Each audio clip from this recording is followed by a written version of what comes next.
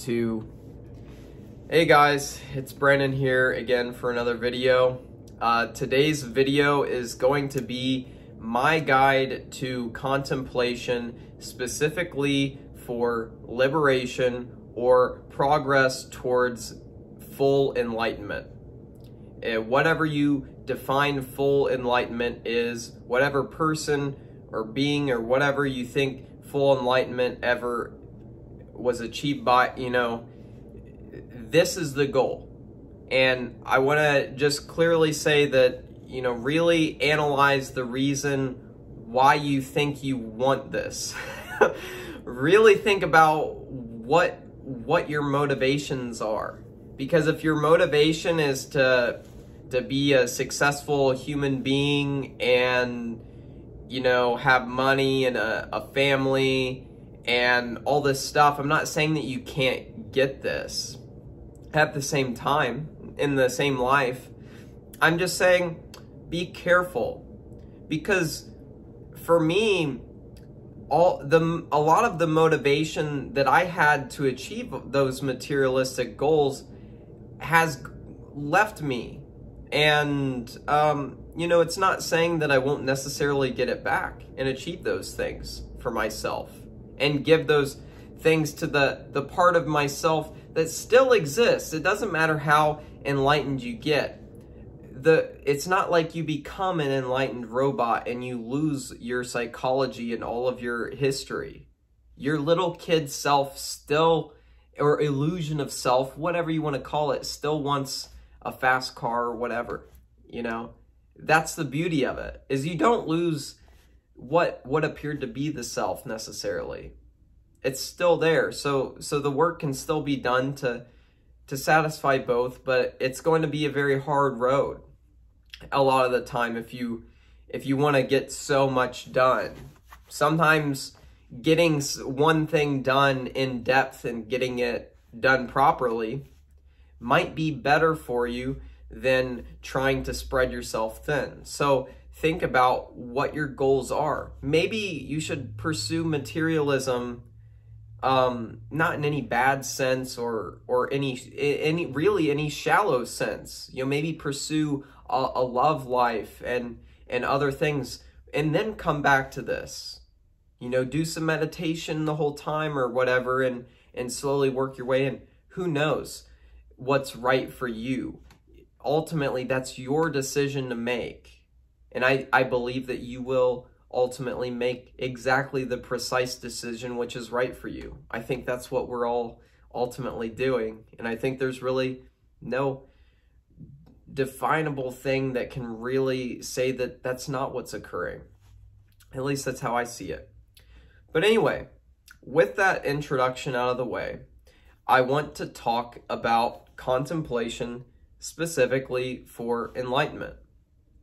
Now, if we look into history, we can look into Western thought, and in a lot of senses, the type of Eastern enlightenment and liberation spoken about in Hinduism and Buddhism and some other traditions that most of you are coming here probably to learn about liberation or enlightenment. The Western traditions of contemplation aren't really said to have achieved this. I have my reservations in actually agreeing with that.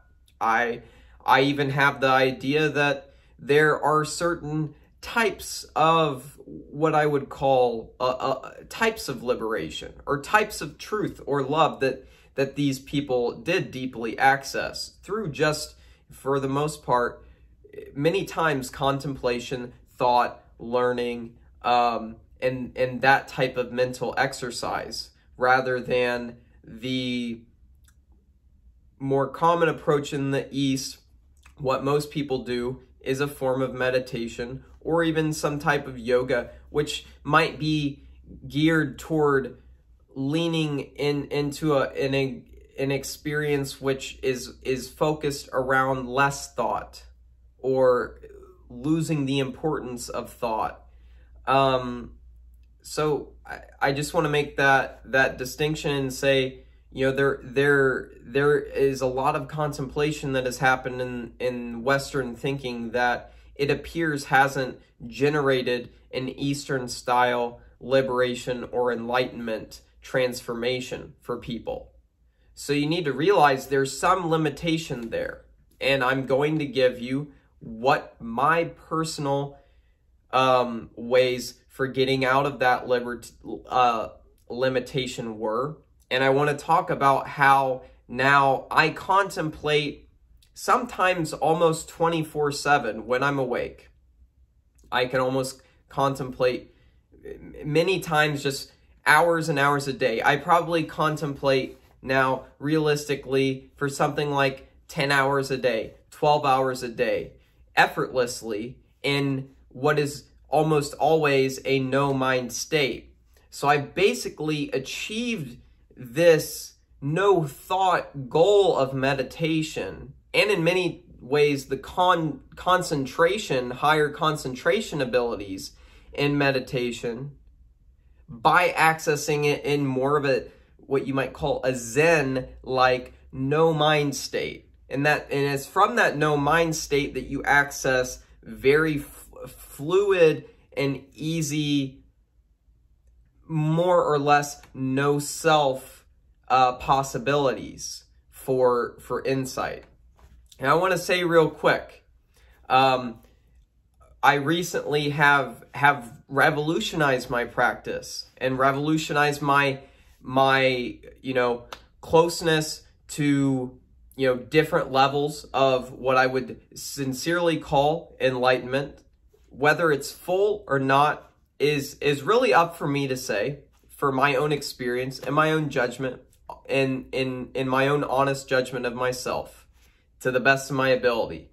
And sometimes that fluctuates. Sometimes, looking at it from some angles, I'm at this level of enlightenment. Oh, from other angles, I'm at this level. And you need to become, in my opinion, you need to become fluid in this. But you also need to stand your ground if you feel like that's honestly where you're at. But don't throw yourself off from new information. I say actually make the claim to yourself, okay, it really seems like I've reached this level that people describe, the way that it's described, I've reached this level, okay? And then open yourself up to the information in the different maps and the different models and the different opinions and the different descriptions of other people, and interact with people that you know on forums or other spiritual seekers, and talk to them a little bit about this. Maybe don't go and tell them the full degree of where you feel like you're at, because that'll probably not actually do anything productive, because that's your subjective experience, and it has so much meaning tied up into it that if you actually told someone that full story, it's hard for other people to honestly agree with that, even if that was where you were. It creates a lot of contention. So be careful how you interact with this. But anyway, that's all really just beginner information before we get into this technique. The technique is, you want to come to contemplation at a point where you have ample experience with the different non-dual understandings and teachings. You want to be exposed to that. You want to have that manual of information, whether it's learned online or with a teacher or whatever you're doing. You want to be exposed to that, okay? And for me, I started saying I've been using Buddhist contemplation a lot lately, mainly focusing on, the three characteristics which produce insight, which are no self, dukkha, or existence in suffering, or the relationship between existence and suffering, or existence always being suffering, however you want to say it. And then impermanence, everything's changing. You know, one moment you've got a cat on your lap, the next moment the cat wants to leave your lap. You really have no clue. So, but yeah, so that's what I've been using. But you can look at it at any of these different spiritual angles. But I would say the Buddhist way is, those are some really good pointers. And if you want to look up the 3 characteristics and the different insight stages, I would say a really great place to do that is through Daniel Ingram's book, Mastering the Core Teachings of the Buddha. So check that out if you're interested. But now let's get on to how we can really level up contemplation. Well, I like to say what you want to do is you want to get a fluidity of consciousness or a fluidity of mind, okay? That's a goal. Really, it's a fluidity in consciousness. It's a fluidity in anything that you're going to experience regularly, more or less as the person on your couch or whatever you're doing, wherever you're at, the experience as a human being in consciousness. You want to be there, okay? And then you want to add some type of fluidity, and you can do that in multiple methods. You can do meditation beforehand if that works for you, if that works to generate more or less altered states, because it's from these altered states that you're going to have the advantage that the Western old philosophers didn't have. They didn't, for the most part, have a good access to fluidity in consciousness. They were always contemplating from the perspective of a human being, okay? It was very difficult for them to get out of that perspective. And it doesn't mean that the human being perspective is wrong or right, okay, in any true sense. Ultimately, I would say the deepest thing is far beyond that, far beyond choosing one or one being greater than the other. It's a miraculous combination and separation of both, and an understanding of how that works. But so now you have fluidity in consciousness. One of the other things that I would say is, if you can't do this through meditation, you need to realize that there are different tools that different people are meant to use and will get beauty and love and truth out of their life if they use them. And for some people, that's a chemical route. You know, we don't go around saying, you know, meditation is the only cure for depression, never take an antidepressant. It's the same way for psychedelics or any other consciousness boosting tool that you want to use, whether it's yoga, whether it's working with different chakras or a healer or whatever type of thing you want to do. If you find something that works to regularly give fluidity to consciousness that isn't overwhelming, you don't want to be having some tripped out experience necessarily. That's kind of what happens after contemplation in the way that I see this, and I want to present this to you, is that's like the treat that you get at the end. But that isn't necessarily enlightenment either. It's more the moment of realization, and then all of the fruits that presents and that you can work with in the future. That is the enlightenment.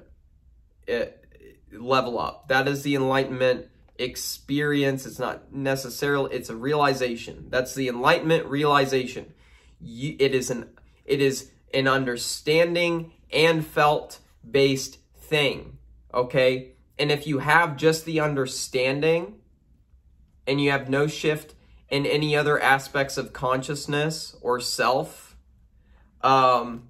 or, you know, suffering or impermanence or anything else, or any other key thing, you know, if you don't have a shift that's very big, you know, in Buddhism, they say one of those 3 characteristics.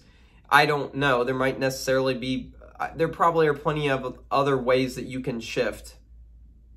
at least uniquely for you, to create your own degree of enlightenment, you know, that you'll experience a bit of a shift from. But it won't necessarily be by the books there kind of shift.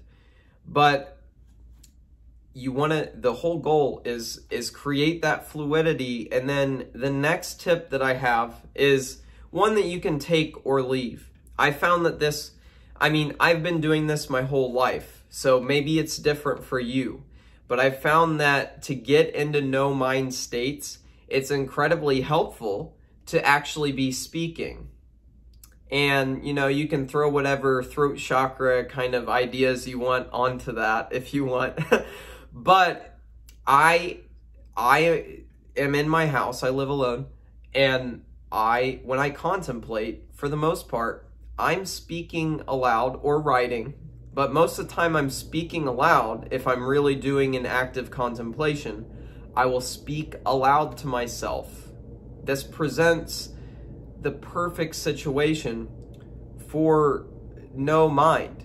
You're still going to have the mind operating in a lot of cases to a really high degree. It can operate really intelligently without you having to do anything to control it, witness any thoughts, really any thoughts at all. And this is where one of my contemplations led me to the realization of thoughtless thought, and then that leveled up the degree to which I was witnessing the no mind. And then I looked back at the no mind and noticed that it was essentially like a mirror looking at itself in a sense. And it was through that the no self awakening arose, and enlightenment, realization, and shift arose. And 3 days later, I had 2 cessations and 4 basically maximizations of what the crown chakra could be. I mean, some people talk about really opening the crown chakra in some type of permanent way is being really related to liberation. And in the Hindu practices that I've done, you know, that maybe that's what that was. I mean, because I had that first, you know, and then immediately after the cessation too. But yeah, so I had this contemplation shift while I was on, you know, 1 or 2 hits of THC, a light dose. You want just enough to make consciousness fluid so you can contemplate easy, effortlessly, if you can, and productively on non-dual concepts and on spiritual concepts. And then while you're contemplating, you can be more or less paying attention to them, whether you're trying to or not. These things are going to come in to your awareness while if you're going to be actively contemplating, you know, no mind or no self. You're going to be trying to experientially feel out where the mind and self are. You're gonna be thinking a little bit beyond just the contemplation content, whether it's coming out of your mouth or in your head or whatever. You're gonna be seeking for these little clues, and that's why the fluidity and consciousness matters so much for actually producing a real shift. Is the fluidity and consciousness is going to allow you to notice some things changing and floating around that you wouldn't have had the ability to notice if you were in more or less your baseline or normal state for most people. Now, what has this done for me? Well, you know, I've had 2 of my greatest baseline shifts and what I would call legitimate enlightenment realizations immediately after doing, well, one, it was 3 days after doing contemplation. I had the cessations, and that was a ridiculous shift and level up for me personally. Maybe a cessation isn't necessarily always a realization related event and perfect level up for everybody. But for me, in this case, it was a huge shift, and it unlocked further cessations, which came. But this later shift, I think, was far more important. And a lot of the Buddhist readings I've been doing are that the true mark of an arahant, or someone who's moved, is someone who's moved beyond the importance of cessation. They've actually realized that the three characteristics apply to cessation, and it's ultimately no answer. It's no ultimate answer, at least. And it's not necessarily a bad thing to have fall in your lap or even to pursue, but you realize that it isn't the ultimate answer. This experience is not at all the ultimate answer. And it's not what solves anything in the end of the day. It could solve something. It could align with solving something, but the event itself isn't a sole, contributor that if it's there, that a new degree has occurred. You might know that you're at a certain level if you get a cessation, but according to where they designate it in Buddhism or whatever you're looking at. But ultimately, degrees of higher enlightenment come with realizing the strict limitations of cessation that occur. So anyway, for me, I had a much deeper realization based on a contemplation when I was on personally no substances, because my baseline had shifted so much at this point naturally that, sometimes I would use a little THC and boost things, but for the most part it was unnecessary. And also I want to say, there are some really crazy experiences that I had between my baseline increases, THC, and then doing Vipassana practices. There's some really crazy experiences that I had that didn't necessarily produce a shift in the way that people typically think about an enlightenment realization. Even though these experiences were way more off the norm, in a sense, from the bodily human consciousness. I want to say that you can have enlightenment realizations off of the body. Enlightenment realizations, I would say, are probably more likely to occur, that ones that are going to stick and make a difference long term for you are going to be ones that occur not always in any deep altered state where you're not having bodily awareness or something. Now these other experiences I'm talking about, where I was deep into jhana and on a bit of THC and also doing Vipassana, all kind of in the same time frame for like 2 days. I was going really hard. Just because those were intense experiences didn't mean there was a realization.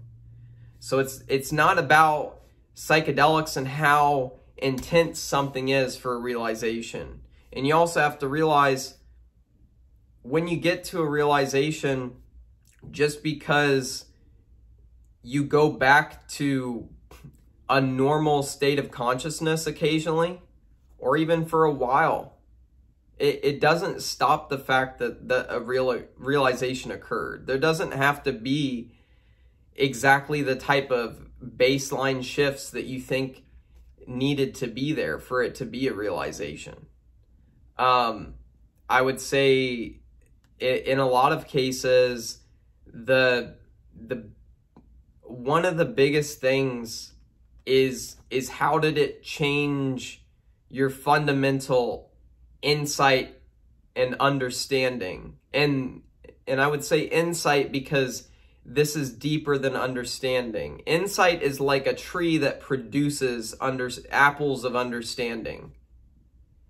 And you're always operating with the apple. You can only really look at the apple. The insight, in a sense, exists on its own. In a sense, it's always present through the apples. You know that an apple tree is there, or at least it seems like it.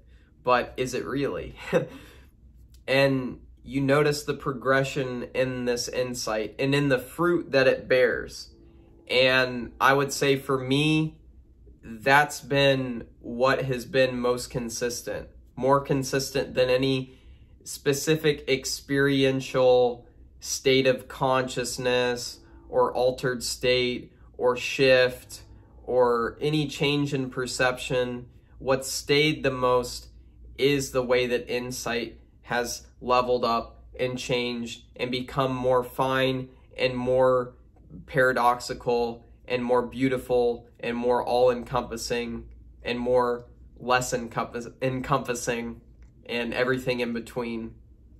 It's basically, you know, was the insight, you know, nuclear virus bomb that you threw at the illusion at the core of reality, you know, is it still growing? Is it still growing? Although it's not really changing at all. That's kind of, for me, where I'm at with my deepest realization. And this isn't my deepest experience, but it's my deepest realization. It's what produced that, the experience that occurred in, and the contemplation that came right before it and during it. Like, that's never ending at this point. When it was created, it was realized so deeply that all aspects that it could connect to were never ending, and it was always going to be the case, and it always was the case even when I was a child. This insight bomb was fully planted, fully complete, and whatever liberation it created and whatever understanding of liberation I had at the moment that it was planted, and you know, I knew that it was everywhere and always the case, I couldn't escape it. No living being, self, or more fine understanding or state of consciousness that I could find myself in, or future life, or, you know, past life, or anything could stop what this was, because it wasn't a creation of mine. It was more like a memory, in a sense. The degree of surety that was there, that the illusion had been penetrated. So this has been a bit more talk about my own progress, but the progress at the end of the day, maybe that's something you guys want to hear about, because, you know, we're talking about contemplation for liberation and for enlightenment realizations. And if I didn't have legitimate enlightenment realizations from this, you know, what makes the contemplation any more worth it than it was before to you? So I hope that I've cleared up a little bit what it's like to hit these realizations for me, and just cleared up that, you know, you really can get there from contemplation, and that contemplation is not an enemy. Thinking is not an enemy, but for me, I had to align it with no mind. I had to align it with fluidity and consciousness. You know, I used light doses of THC, and then I would contemplate. And for me, one of the contemplations was even made when I had the realization, contemplating here. That's actually on video. It's called my No Self Enlightenment stream entry or something. I mean, it was actually, I realize now, beyond stream entry probably. But when I had that, I was actually recording a video to myself too, and could physically look at myself, you know, on this couch and see that, you know, the mind wasn't behind that figure and it's not behind this figure. That was a helpful tool. But just to have that little symbolic thing. So you can try that too. Having some type of mirror, a mirror where you're doing it.